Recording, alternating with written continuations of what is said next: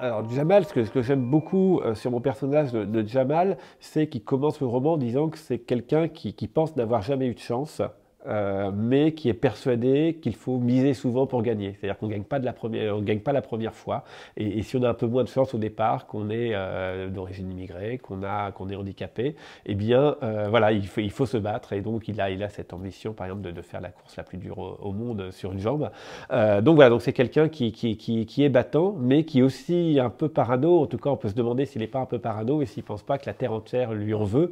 Et donc, il a en quelque sorte une sorte de revanche à prendre sur la vie, sur la Terre, sur les femmes. Voilà. Et donc, on oscille toujours entre ce personnage pour lequel on a de l'empathie parce qu'il se bat, parce qu'il est vivant, il est pas abattu.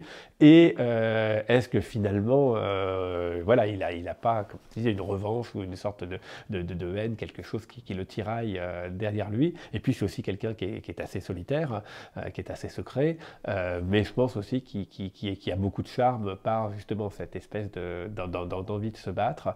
Voilà, donc il a aussi évidemment dans mon roman une ou plusieurs histoires d'amour, et c'est aussi au lecteur presque de marier le Jamal, de savoir quelle est la femme ou la fille qui pourrait sauver en quelque sorte Jamal ou le sortir lui faire finalement que la pièce retombe du bon côté et qu'il ait enfin de la chance.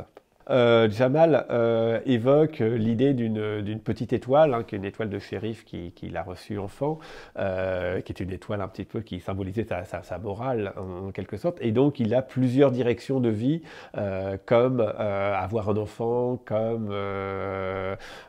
faire l'amour avec une femme qu'il trouverait jolie et puis se marier avec elle. Donc il a un certain nombre comme ça de directions de sa vie et qu'il entend finalement mener à bien avant de mourir ou avant de disparaître. Et ça correspond à son personnage, hein, qui finalement se fixe des caps qu'il espère atteindre, et donc qui est même, enfin, qui ne fait confiance ni à la police, ni à la gendarmerie, ni même généralement aux gens proches.